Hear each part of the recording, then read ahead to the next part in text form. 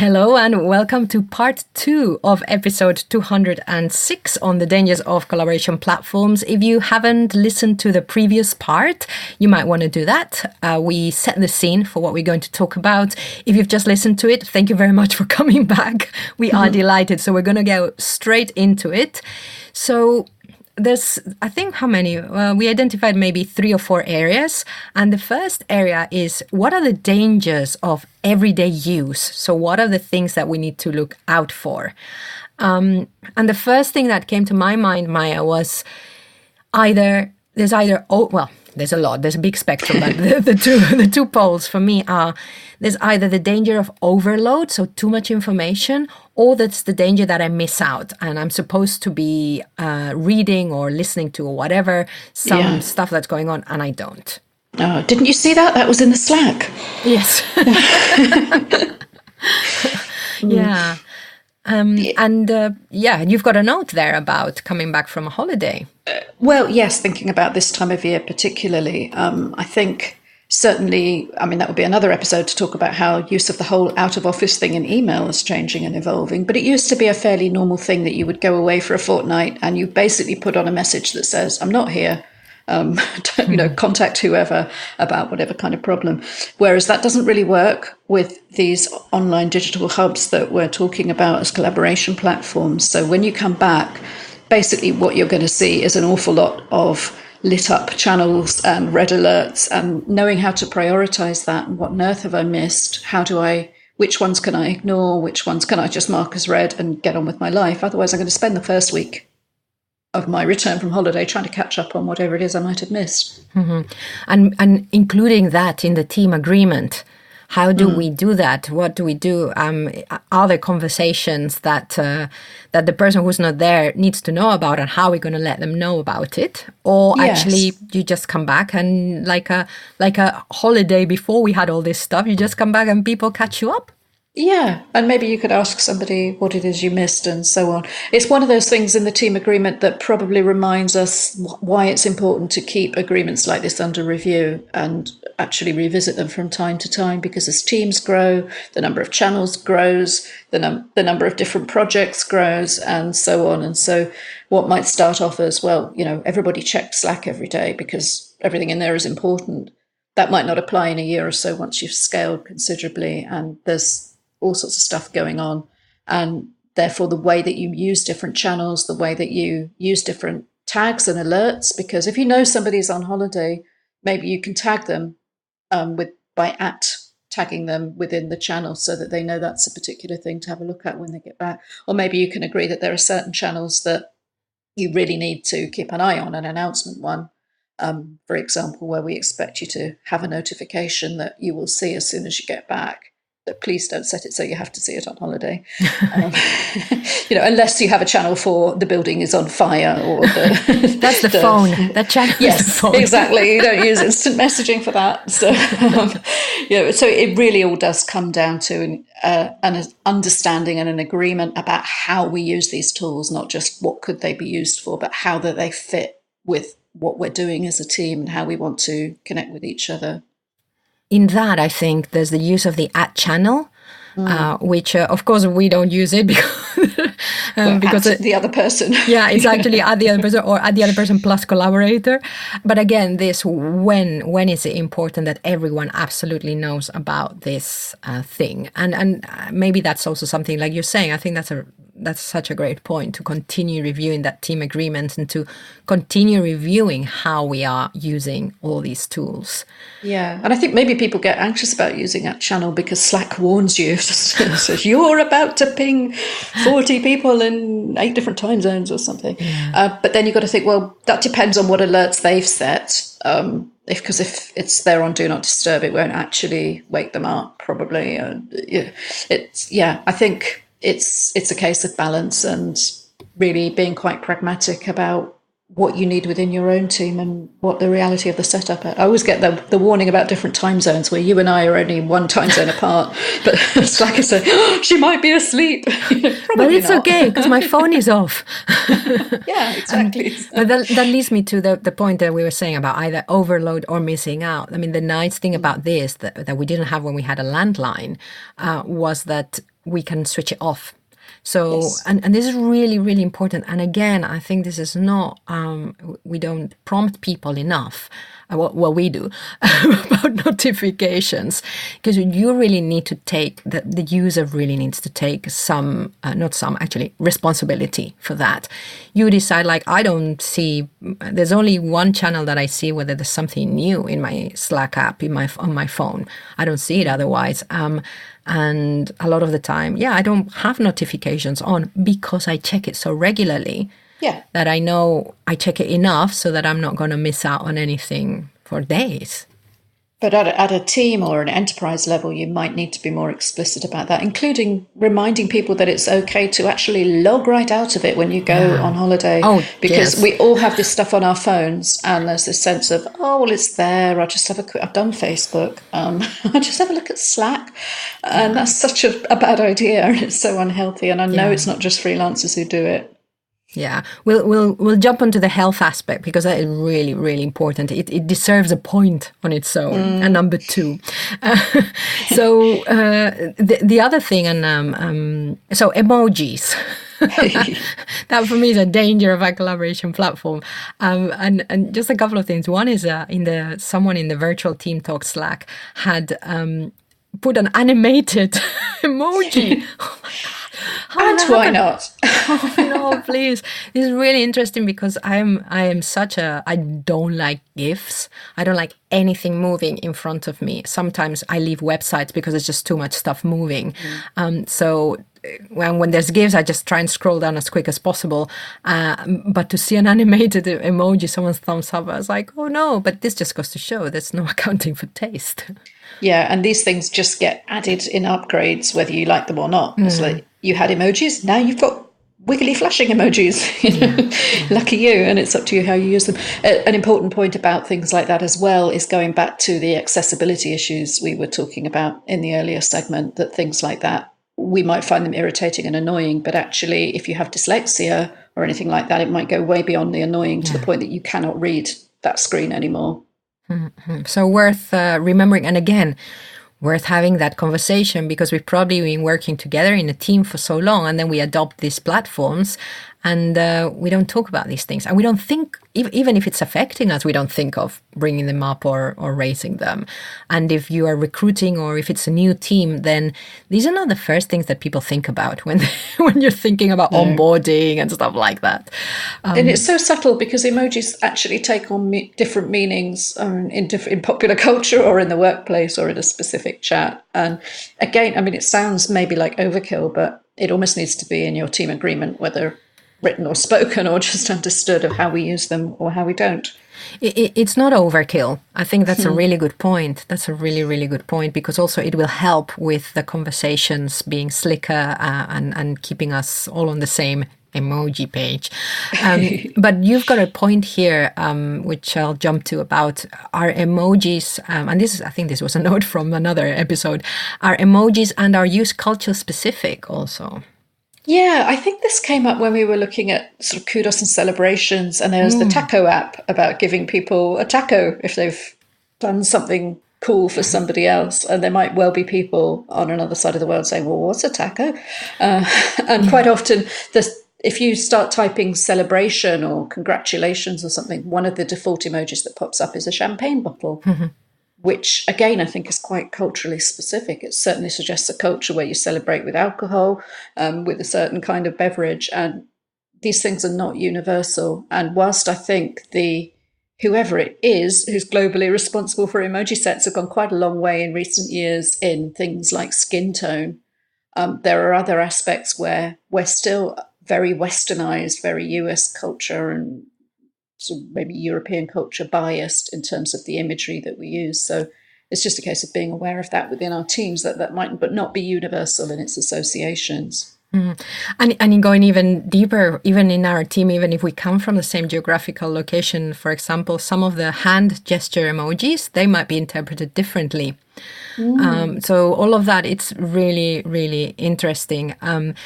Just on the point, I'm just going to make this point here, because we don't often make it. I think it's really important that even when we're talking about a lot of the stuff of visible teamwork, like open conversations and stuff like that, that is also we are coming from a very Western perspective. On a similar note to, I think it was episode 204, where I talked to Luis, and he was talking about with that in using English so much that he was thinking, am I losing some of my Portuguese heritage because I use it so much to speak, to write, blah, blah, blah. And he was saying that happens because we're using English so much as just an international language. And I think a lot of the practices and a lot of what we're hearing about what works in the online space, these applications, they're all coming a lot from US, UK, and from English-speaking cohorts. And we've got to be aware of it. So we are aware of it. We're still thinking, okay, we're first step. We're still discovering. And we're not distant, so bear with us. But I think it's important just to put that out there. Definitely. And even go back to the episode before that, when we talked to Alonso about the way people respond in text platforms, you might need to bear in mind second language issues that just takes people a little bit longer or necessitates a little bit more thinking time. Never mind before you have to work out what this piece of fruit in an emoji might signify. Mm-hmm. And on the also use of emojis and stuff, just to be aware that different people react differently to them. So I think it was my friend Helena. She saw that on Microsoft Teams before you could only like a comment. That's all. You couldn't put any of these emojis that you have in Slack. And she was horrified when they opened that up. Suddenly you can react with an emoji. It's like, hang on. So I think even that is interesting, that the use of emojis is not to everyone's taste, just the fact that you have all this stuff around. And again, it shows how the blur between how we communicate on a personal level and at a professional level. So it's really interesting how it's blending a bit more, which for some it might be a good thing, or for some it might be difficult. Yeah, very interesting. And the way we communicate in the channels where it's just the two of us might be quite different to how we communicate in the channels with a client collaborator. And there might be fewer flamenco emojis. Yes. And there is, well, I'm not going to go on another thing. Okay, I will stay focused. So something that we've already touched on is that these collaboration platforms, they still have a focus on communicating via text. And one thing we haven't mentioned is, of course, some people are wonderful typists and some people type slowly. So that's also important and that's why asynchronous, and we have to adopt a coaching mindset and an asynchronous mindset when we are running a virtual team, because, of course, some people will take longer. And for some, it's absolutely fine to go and they type, it's off. And for others, it might feel like a real struggle to really explain a concept. Yeah, and I think people sometimes need to adjust to a comfort level the first time they start using one of these collaboration platforms, with the fact that you can type quite badly, the fact you don't need to go back and correct your grammar. You know, if you've put something into the chat and think that doesn't even make sense to me, then yes, please go and edit it for the sake of clarity. But otherwise, if people are still worrying about how they spelled something and that's scrolled down off the page because there are 10 people in this conversation, then that's not going to serve you well. And it's one of those things that you have to get comfortable with, just getting your point across and moving on. Yeah, I hadn't thought of that again. So it's really, because I am such a pedantic person when it comes to writing, but it's really true. I wouldn't know that from your Slack chats. I think we've got very comfortable with that idea of she'll know what I mean. Hanging out the dirty laundry. It's interesting because we're both writers, we're used to, there's a certain level of precision in how you communicate externally. And then there's a sense of, right, I'm off the clock now. And I'll just get my point made any way that I can. But it's important, if you do communicate professionally, as most of us do in this world, that, you don't necessarily hold yourself to the same standards when you're just having a chit chat with your team. Yeah, that's really important. So because there's still a focus on text, we've got all these things. So a reminder also that you can, and I think this will come, that you can dictate if you want to text into your phone, and probably there must be a way of doing it through the computer. But anyway, from the phone, from the keyboard, you can dictate. Function key twice on the Mac. Oh, there you go. No idea on Windows, but I'm sure there's a way. Excellent. Tell us, listeners, virtualnotdistant.com. How do you do that on Windows? And then, of course, you can always record an MP3, or you can record a video, a short video and stuff. Or you can write something in if you've got lovely handwriting and you want to write a poem to your teammates expressing how grateful you are. You can write it on a piece of paper, take a photo, upload it. It's really not about, like Maya was saying, about writing wonderfully. It's not even about typing all the time. So you could draw your own emojis to illustrate your poem. Yeah. Excellent. So there's also an opportunity because these platforms, they're not that customizable, if that's a word. So sometimes this can just give us a little bit of team identity and bring our own personality a little bit more into the team if we do some of these things. Yeah, it's nice. And, as you're saying, the actual platforms themselves, you can't customize much in terms of how they look and things like that. But how you use them can be really, really distinctive and individual. I suppose the only thing when it comes to the difference between, for example, if you want to communicate something by audio, do I dictate it into the platform itself, or do I upload a snippet? You might want to give some consideration to how that will be used outside of that moment. Because if you put in an audio file, I have a friend who tends to WhatsApp in audio files, and if I'm not responding in the moment, I'll log in and I'll see 8 little play buttons and think, oh God, I've got to go through all this and try and work out which order she sent them in and things like that. And one might need a reply and one might be just a bit of stream of consciousness that doesn't, and so on. Yeah. So if you think that somebody's going to need to search for that or reply to it later, or it's going to form part of a conversation that has to happen over a period of time, you might be better off hitting the little mic button in the platform itself and dictating.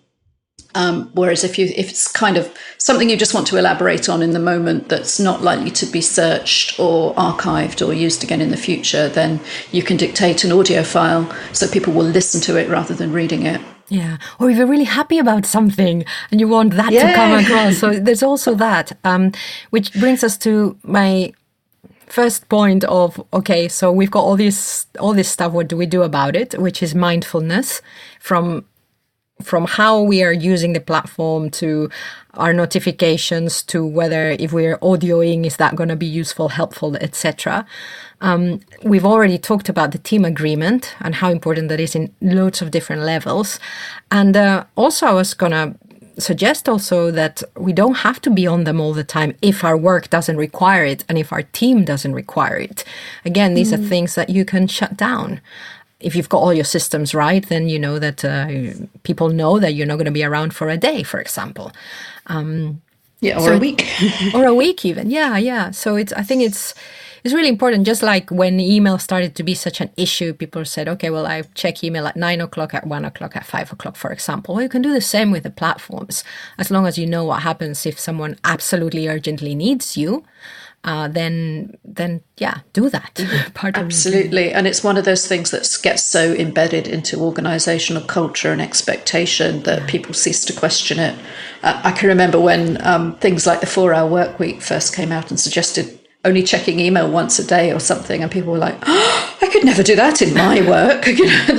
What my boss would expect something completely different, or putting an out of office on saying I'm not going to check my email till midday or something in case somebody needed you urgently that morning. And it's all about the expectations that we set, and you can do exactly the same for your collaboration platform as you can with email. Yeah.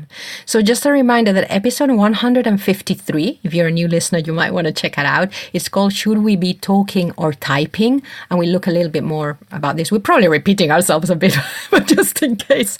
But that was going back a while now, and just even the tools themselves have moved on, and the culture in which we use them. So I think it's important we revisit these themes from time to time. Yeah. So, but that goes into more detail about that, I think, the whole talking, typing. So we've already started you already started touching on the health aspect of all of this. So once upon a time, we went into an office, we came back, and unless someone phoned us on our home line, that was it. Yeah, we we're switched logged out for the day. we were logged out for the day. When I say home, I say park, beers, whatever you're doing. Now we have smartphones, and part of the joy of remote work and virtual work is that we can take our work with us if we need to. So smartphones are being used. And of course, one of the things that we always need to consider when adopting a collaboration platform, now it's probably a given, but that its mobile app works well. Of course, like you're saying, you mentioned before that this might mean that we carry it with us forever. Yeah, and we never switch it off or log out of those apps. And often we don't dig into the functionality to set the notification periods and do not disturb periods to actually recognize any difference between work time and not work time. And just because we can be contacted all the time, that can create that expectation that we should be. But actually, it works both ways, and we can start to crave that constant contact and develop a real fear of missing out and being logged out. The show I co-host with Richard McKinnon called My Pocket Psych, he just released, it's probably a few weeks old now, but he released an episode called My Phone, Where's My Phone? Talking about what happened when he didn't have access to his phone for a few days. And this is one of the things, is that it got me thinking also, well, it got me to realize how much I am just addicted to the thing because of all the great things that happen in it.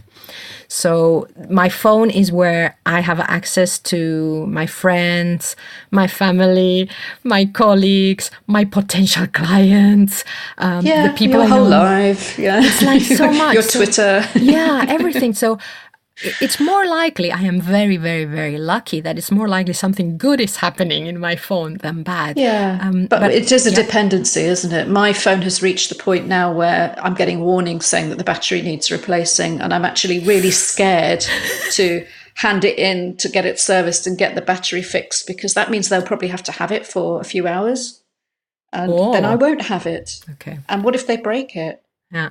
It's out of warranty. Maybe I should just get a new phone. And that shows you how much of a weight in my life that it has, the thought of being without it for a few hours, or never mind somebody actually damaging it, actually messes with my head. Yeah. So all of that we really need to think about, especially if we're going to remote. I know we all have smartphones, even if we're not remote, but the transition might mean that our relationship with the phone changes in some way. It's also an opportunity to change it for something that we prefer. But let's not forget that can happen. And one thing that in particular with collaboration platforms I can see and I have heard is this thing that you've said something, and normally you will say it in real time if you're if you're sitting next to someone, you see it, you see their reaction, whatever. However, if you post asynchronously, as we are suggesting you do a lot, then there's that wait to see, okay, what was the reaction to this wonderful suggestion I made for improving our communication system? Surely somebody should have reacted by now, right? Yeah. I mean, Zuckerberg has made millions, billions out of this effect. Let's face it. Yeah. It's carrying on into the workplace. We crave that response, that acknowledgement, that little pat on the head that comes from a little like or a thumbs up, or it gives us that little rush. And we will look for that outside of formal work times. It's an inevitable human behavior, but it's not necessarily a healthy one. Or even during work time. Yeah, I'll just check it again. I'm supposed to be concentrating on writing this long thing, but I won't. I'll leave that alert on just in case somebody wants to give me a little smiley face. Yeah, and at Basecamp they did an experiment where they turned off some of their emojis, or maybe no, they turned off their thumbs up. They removed the thumbs up, and I think they changed it for other emojis. And yeah, they realized, one of the ladies, she realized that she was addicted. So really interesting. And you've got the note that you were already starting to talk about how it's bringing in these reward mechanisms healthy into the workplace. It is. I mean, these mechanisms exist, and people do exploit them to make you look at ads and keep scrolling through your feed. Do we want that from our work tools? Who does it serve? Does it serve the work or the individuals or the organization? That we're all just so pathetically grateful to see another like on our brilliant comment. I suppose the only danger is when you start to become dependent on it. And also if it interrupts your concentration and your equilibrium, that doesn't let you get on with other stuff. So again, another conversation we never thought we'd be having in the workplace. So how do we use emojis, and probably what's an emoji? If we had this conversation, 10 years ago. And what's the difference between one emoji and another? I think the set they've introduced on LinkedIn is quite confusing. Oh, yes. I'm not sure about the difference between the curious and the light bulb. Oh, yes. If I get 3 light bulbs but only 1 curious, does that mean it wasn't developed enough as an idea? Oh, I don't know. All of that begins to be distracting and not helpful. So it's really important to address that could be happening in our team. Okay, so shall we move on to the last point? This is the last point of the challenges, because then we have the opportunities, listeners. So virtualnotdistant.com for any comments. And remember, if you've just happened to be listening to this part and you didn't listen to the previous part, there's a part 1 to this episode, because we had so much to say, because the space has evolved so much. And might I say, people are sharing so much what's happening online. And if you are a heavy Twitter or LinkedIn user, listeners, you will see that so many people are sharing what's going on in their companies. So Workable shared an article some time ago about a hostile work environment and the signs and the fixes. And I read through it, and I thought, oh, they're not talking about anything about online stuff. So they were writing things like, imagine you frequently overhear the VP of sales yelling at their personal assistant, or see them shoving their business development executives. This is all very visible stuff, very visible behavior. And I just thought, wow, I hadn't thought of this. I have to admit that there is this other aspect to having online conversations and online interactions. So I put this on Twitter, and it was really interesting, some of the stuff that was coming out. So thank you, Justin, Teresa, and Tim for the contributions. We'll put the link to the thread in the show notes. And then, of course, there were articles about why Slack wasn't taking responsibility for this, although they have put stuff in place. And Slack was, of course, replying and saying, hang on, talk to your organization about this. Yeah. Fair enough, I think. It's not the same as people criticizing Facebook and Twitter for saying that we're just the platform. And it's different when it's a workplace conversation. The problem is very clearly with the workplace when tools like Slack are being used to bully or harass or send inappropriate communications. That's got to be dealt with internally. Yeah, because if we're thinking about, imagine if we called our telephone provider and say, hey, one of our employees is harassing through the internal line, and they're going to say, well, what can we do? So it's really important. And I started to look around and to see how this was playing out, because my concern is that the procedures and the organizations are not looking into this. But actually, I was very glad to see, for example, in people management, there was an article, what employees are saying over private messaging. And I thought, okay, well, there is an awareness, and it is starting to crop into company procedures and stuff. So there is an awareness that this might be happening. But I think maybe not enough. Yeah, and I think there might be a sense that with remote, that there's less visibility of hostile stuff going on that's not affecting you directly. And, there could be bullying or harassment going on that would be noticed in a co-located workplace, or people would pick up on an atmosphere or a vibe.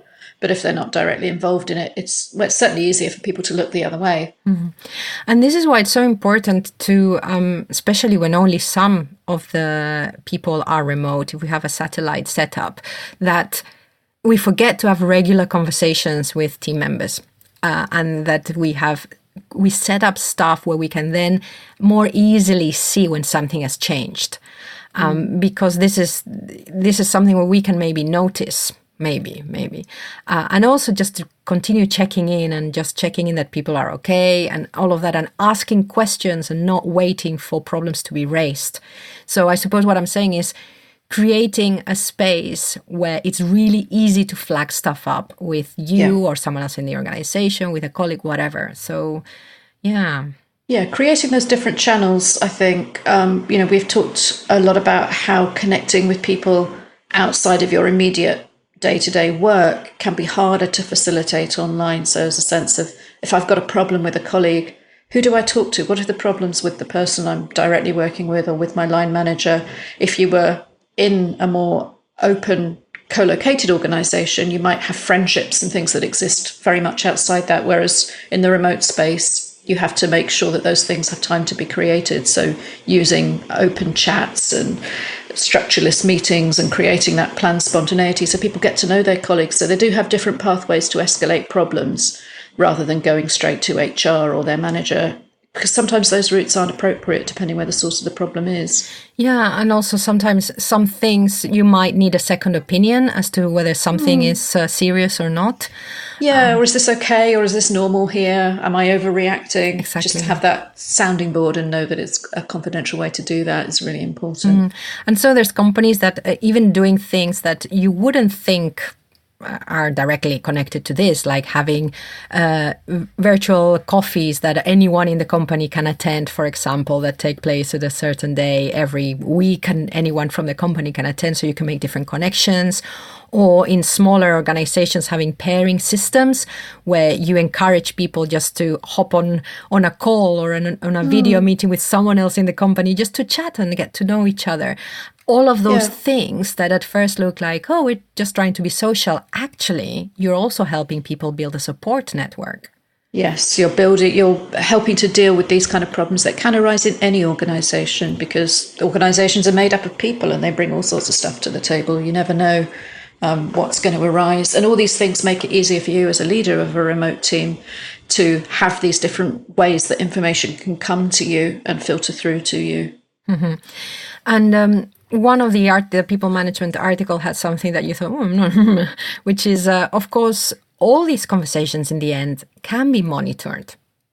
They can, yes. What's a private conversation? Yeah. It's interesting because, this article suggested that managers and team administrators should have the ability to monitor conversations. Now, I know, because having dug into this with a team I was working with not too long ago, when you set up a Slack team, you can choose from the outset to have that functionality so that private messages are all archived and potentially accessible. They're not easily accessible, but if you work in an organization, for example, where you have legal compliance and conversations need to be referred back to, you can set it up that way. But otherwise, the way you set it up is that private conversations truly are private, and people should be able to have a private conversation. And all you get as the administrator is statistics. Well, there were more private conversations this week than last week. And I think you can see that on a team level as well. Whereas this article suggested that really you should be able to monitor and look at those private conversations, and that you can embed that permission within your privacy policy somewhere. And that was the thing that made me go, ooh, really? I think we all get, we all have this experience of scrolling through terms and conditions to get to the I agree box because you're trying to update a piece of software or move on with something in your life. And you're never going to read that document now because the legal compliance, even with universal things in Europe like GDPR, it's pages and pages, so no one's ever going to read it. So to say, well, we did put it in the employee privacy policy that we might monitor your conversations, I think is disingenuous, and that's going to actually destroy the trust and the psychological safety that you should be trying to build as a leader to preempt these problems and resolve them. I don't think that's the answer, is what I mean. Yeah, well, I don't know. I might disagree that... I might disagree. I think you need to tell people explicitly. I don't think that it should be anything that's buried. And I actually think it's very important, as you're saying. Yes. So I think that's the thing that made me most uncomfortable, was this idea that people might not realise, and it might be a way to trap a bully because they didn't realise. Everybody should be very, very clear what's private and what isn't. Yeah, yeah. And then there was another article that you also went, and it's an article in VentureBeat, which is about an app which is it's a chatbot that, if I remember correctly, it will flag up anything that looks a little bit suspiciously like harassment. Yeah, again, should we be automating this stuff? I think there's a sense that for a start, the AI and the bots aren't quite there yet. It's not going to catch everything. It's also going to have some false positives and flag up things that might be quite innocent, or it's going to pull people up short for the wrong reasons. And also there's a sense that it's a way of delegating that responsibility, or an organization can say, well, we have this special app, so we're doing our bit in terms of harassment and so on. Whereas actually that could create a false sense of having done something in a kind of slacktivism way. That's not meant to be a pun. But I think that there's a little bit of a danger of delegating these things to an app, whereas what's needed is real human listening and intuition and real nurturing of that culture of psychological safety, where people feel safe to raise their hand and blow the whistle and know how to do that. Mm-hmm. Yeah. And I think for me, it's a matter of scale. But we need to know. We need to know why we're introducing things. We need to know at what size do these things really need to be automated, delegated, communicated, all the ated. And maybe there is an argument in very large teams and organizations, things where things are moving very fast, that an app like this could signify that there is a potential issue within a certain team, for example, within a certain group of people, that, well, there's a lot of language going on in here that might be unsafe. Something to look at. Yeah, I'm thinking of like 2,000 people. I'm thinking large, very large numbers. But there's nothing to replace just regular contact, regular team meetings, and giving people the chance to develop their support network. Yeah, and it is harder for a manager to pick up on these things when you're not seeing the visual cues, or, the body language and everything else that can go with a strained workplace relationship. So, I think anything that helps from a technological point of view is a good thing. We just need to be careful that it's used appropriately. Yeah. So, and the good thing is, of course, we've already talked that there is a written record if stuff happens. So that's the plus. Yes, that's a positive thing, because workplace harassment and so on has often relied on, a burden of proof of who you believe, of what was said and so on. Whereas now, if things take place in a chat application or in writing, or if they're recorded, then at least that is a trail of evidence. And that would be the first thing that anybody would advise you to do if you feel that communications are becoming inappropriate or whatever, is make sure you keep a record of it. And it's probably important for everybody to remember that even if your privacy agreement says that what happens in a private chat is private, there's really no such thing digitally. If somebody does feel threatened, you can always take a screenshot. You can take a photo of your desktop with your phone or whatever, anything that's needed to gather that evidence. And there's no such thing as truly private once any kind of content is digital. Good. So we can move on to the next. I'm just going to recap. So in the previous part 1 that we released as a separate file, as a different, not even an episode, it was part 1. We talked about how this world of collaboration platforms had changed, how it was adopted by all sorts of people, how it's being used in different ways to control more in a way. We talked about all of that, and also the asynchronous aspect. Then we've just talked about the dangers in this part. We talked about the dangers of everyday use. We've just covered also the health aspect, and we've just covered misbehavior. So now we've got some opportunities for this place. So we decided to focus on the dangers because that's more visible, but also, of course, these collaboration platforms, we're talking Slack, Microsoft Teams, this kind of thing, they're wonderful. Because, well, for me, you can have everything in one place. How did we manage before them is what I sometimes wonder. Literally, what did we do? What was our center? Was it our email inbox or what? But, that didn't connect us to anyone. So It is hard to remember how much things have changed, really, how much they've transformed our work. Yeah, well, sometimes we do remember because we know that many companies use email and video meetings as the main way of communicating. I think it's really interesting that that for us who really know how important and for whom our work also requires a more ongoing communication, and that we like to build teams that just because we're connected by technology, that we still have that human connection. They're so amazing for us, but you can still do without them. I just think it's not.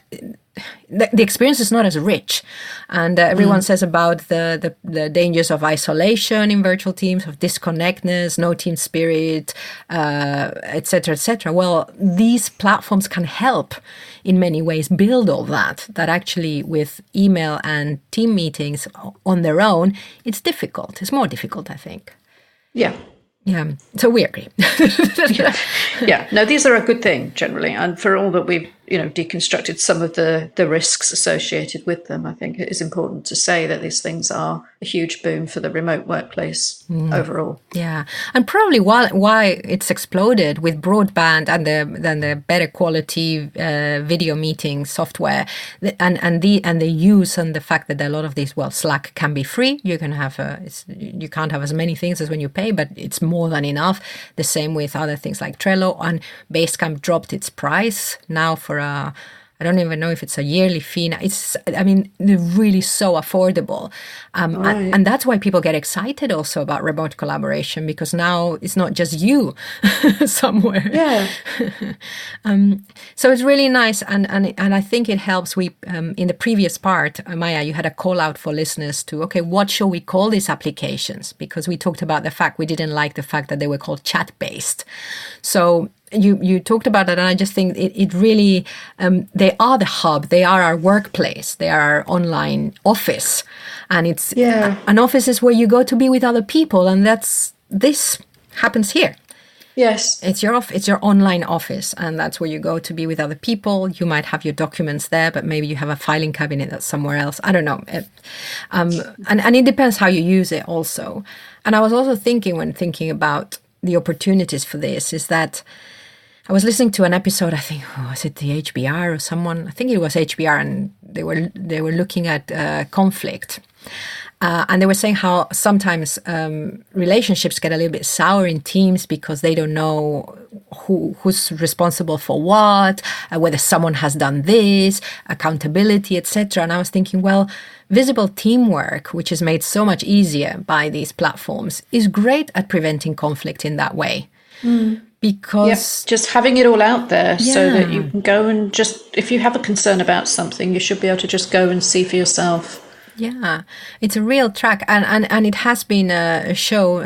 There's a piece of research summarized by Science for Work, where they show that the role of trust is not as important in teams where conversations are documented, for example. And this is part of what this is about. It's about, let's not have to rely on trust so much, because although we want to trust our team members, we all have different propensity to trust, and sometimes it's really difficult. But if we make a lot of this stuff visible and, like you say, accessible to all, then we don't need to rely on trust anymore. And when something isn't that a wonderful thing? Yeah. It's such a positive thing. It brings me to my other hat that I wear, writing and talking about blockchain systems, but this idea of designing out the need for trust and creating a trustless system where everything is openly verified. Instead of having to trust a financial institution to moderate a transaction, for example, you could just see it on a public blockchain. And it's the same thing with visible teamwork, having it all out there so you know where to look. You don't have to check on things all the time because you know it's there and you know that everybody else can see it. So if there's a problem, it's going to get flagged up anyway. If you can then save your trust for the places that you have to rely on it, rather than constantly having this underlying anxiety of what everybody's doing and if everything's working and so on, and needing to check up on people. Yeah, good point. And then I wanted to share a little, it's a bit the holistic aspect of these collaboration platforms if we use them asynchronously. So again, we were talking about this in the other part about how you don't have to reply to every single message as soon as it's received in the platform. That if you agree with your team, you can work in non-real time. And this, for me, is the strength of these platforms. So I know you like Amanda Palmer. Oh, I adore Amanda Palmer and her husband, Neil Gaiman. So, yeah, I love this book. Did you know, sorry, but little human thing, did you know that the other day, Kevin, my husband, he bought a book on, he wanted just to buy a book on Scandinavian myths for some reason. He said, look, and it was by Neil Gaiman. It's like, oh. Oh, yes. Well, because he wrote American Gods, which is now his second series on Amazon Prime. So I need carve out a bit of time in my work schedule for a binge of that. Excellent. Anyway, so that's an aside, listeners. But I read The Art of Asking by Amanda Palmer. To be honest, and some people might be horrified, I didn't know who this lady was. So now I know. And I really like the book just because of the lifestyle and the approach to life she has is so different to mine that I was just fascinated and really like, wow, I love that. Anyway, she's talking about one evening that she's spending with her husband, Neil Gaiman, and I'm just going to read it out. So it's from The Art of Asking, How I Learned to Stop Worrying and Let People Help, published by Little Brown Book Group, and it's from the Kindle edition. I just want to make sure we're covering all the copyright stuff. So I'll just read it out. And there is something about silence. One night in a candlelit restaurant in San Francisco, shortly after we got married, I asked Neil if we could just write each other notes during the whole meal. In real time, like texting, but with pens and paper. The waiter thought we were slightly strange, but by the end of the meal, we'd shared a degree of intimate information that we probably wouldn't have if we'd just been sitting there chatting. And we could illustrate our points with pie charts and cartoons. And we really enjoyed our food because we weren't literally talking through it. The couple next to us asked what we were doing, and when we told them, they ordered a pad of paper and 2 pens from the waiter.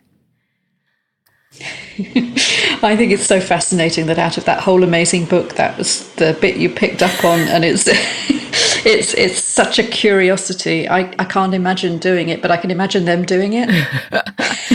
I read it and I thought, that's asynchronous communication. Yeah. That is asynchronous communication, and that it won't be for everyone. For some people, this would be agony. But for certain people, it might be great. And I love the bit about that they drew and stuff. And because it really made me think it's an exploration of taking your time. It's an exploration of thinking, okay, words are not great for this. How else can I communicate this? So in a way, also, I mean, I'm getting a bit holistic and it's a bit too much, but if we embrace this, we can actually discover other ways of communicating with other people that we hadn't explored before. I mean, that's going a bit more, but why not? And it is interesting what they say about it really getting to another level in a way that they hadn't expected in terms of the thought and the intimacy and the depth of how they communicated. I'm sure they didn't try it necessarily with that in mind. I'm sure they just thought it'd be a fun thing to do. But what they discovered from it is something that we can all learn from and think about how we communicate. And maybe just the fact that we don't always have to go with the default either for any given scenario. Like in a restaurant, it's a little bit weird to start writing each other notes because chatting, just conversing. See, I can't do that now after recording for so long. I can't conversate anymore. But it is still the norm for when we're sitting face to face with somebody. So we default to that without questioning it ever. But what they did was question that norm and decided to try something different and just step out of the everyday paradigm, and that took them somewhere unexpected. So it's rather beautiful. Yeah. So it's a reminder also to experiment with this, especially if we're transitioning. And actually, even if we're not, even if we've been working in our virtual team for ages, to experiment with that, because we might find, I mean, what I really liked here was about that they found a space, and like you're saying, where they found, because they had that space, they could go a bit deeper. And it really does remind me of the focus on meetings to have really important conversations, that we need to think of meetings not as the one place, but there's all sorts of stuff that can happen beforehand and that can happen after. And meetings, they're just another touch point. Yeah. So we give people time, because we give people time beforehand to be prepared and to mull and to really discover what they think about it before we discover what the team thinks about it. then you converge, and then let people also think about stuff afterwards. I think that's a missed opportunity in a lot of remote teams.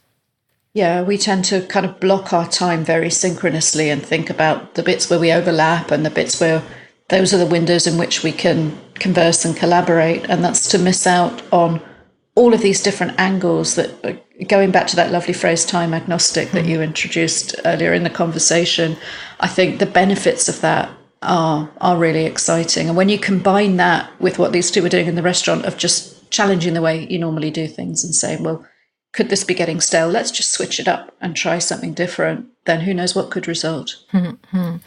And then did you mention time? Of course, these collaboration platforms, we can collaborate across time, but I'm thinking also across time preferences. As in, just because we're in the same time zone, it doesn't mean that we want to talk to each other at the same time. It doesn't mean that we like doing everything at the same time. So we might be in the same time zone, but actually I really want to do my deep work in the morning, and I prefer to catch up with communication in the afternoon. So the platforms allow for that. Yes, but it's important that both the organisational culture and our own mindsets allow for that too. I think particularly in organisations in transition where people are used to, perhaps for many years, all coming together in a certain place around the same time in the morning and doing things alongside one another until a particular point where they will wander off in the late afternoon, then it's easy to take that home with you or to your remote workspace, wherever that is, and think you've got to replicate it. And it's both scary and liberating to think bigger than that, about how and when do I do my best work? What would serve me well?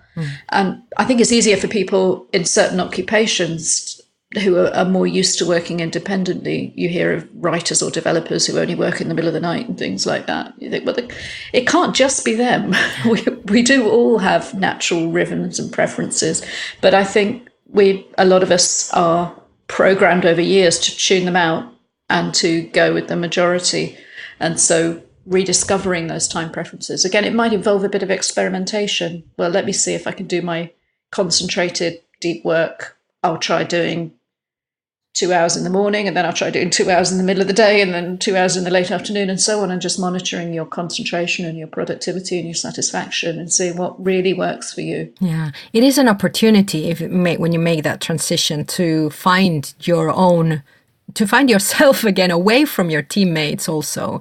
I think especially for really tight teams, they're a good thing.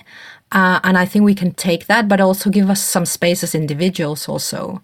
And you had a note here about referring back to Alon's comment on English as a second language. We just referred to it, but if you want to remind us, episode 203.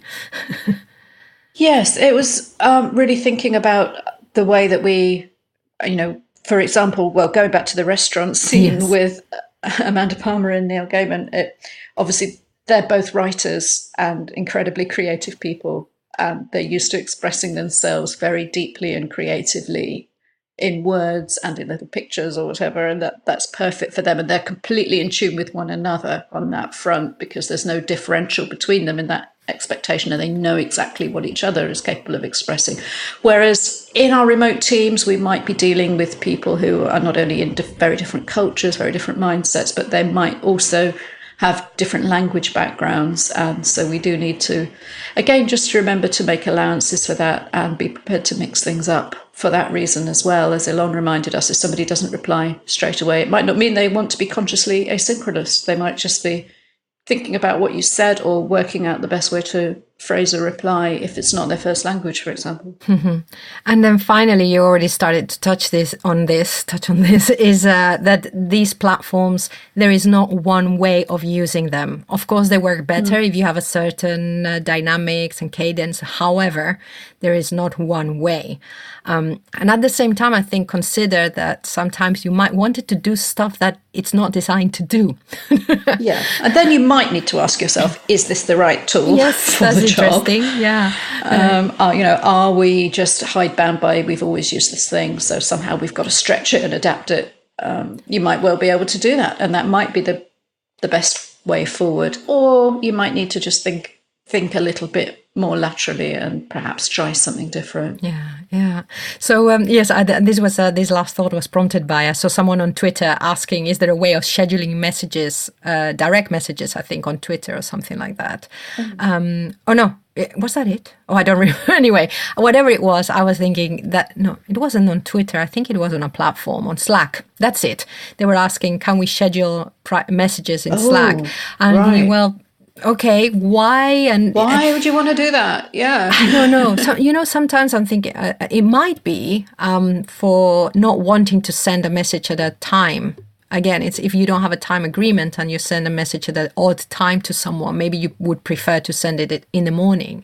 And to be honest, I've done this with email. I discovered that because we have our email with Google, you can schedule an email to go out at another time. And I've done that instead of sending an email at, 10 o'clock at night. Not that I'm often working. Yeah, I've done that as well. I think as a freelancer, there's a sense of not wanting to look like you work 24/7. Yes. Because it sets that expectation with a potential client. Yes, exactly.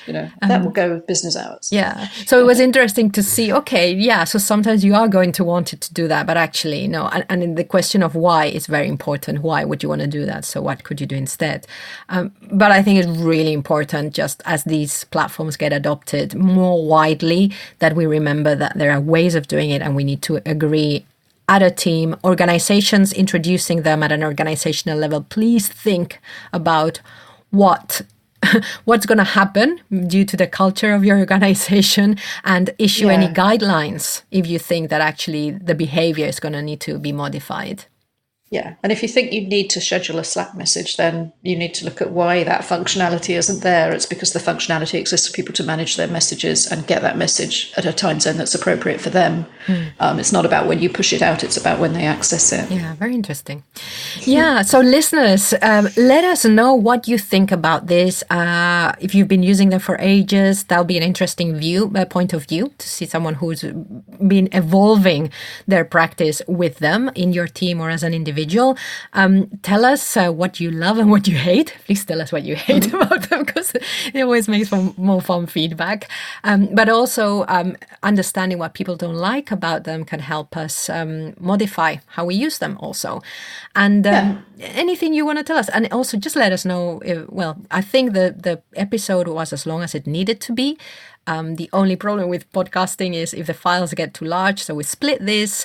So virtualnotdistant.com, we have a contact form there for your comments. Maya, do you want to say goodbye to our listeners? Yes, we really hope that you've made it through to the end of this 2-part, lengthy, in-depth conversation, and really, really look forward to your feedback and input on it.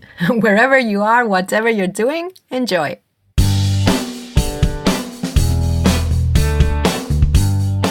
A big thank you for listening to the 21st Century Work-Life podcast produced by Virtual Not Distant. If you have something to add to the conversation, let us know through the contact form over at virtualnotdistant.com. I have been your host, Pilar Orti, and I'm signing off now. Wherever you are, whatever you're doing, enjoy.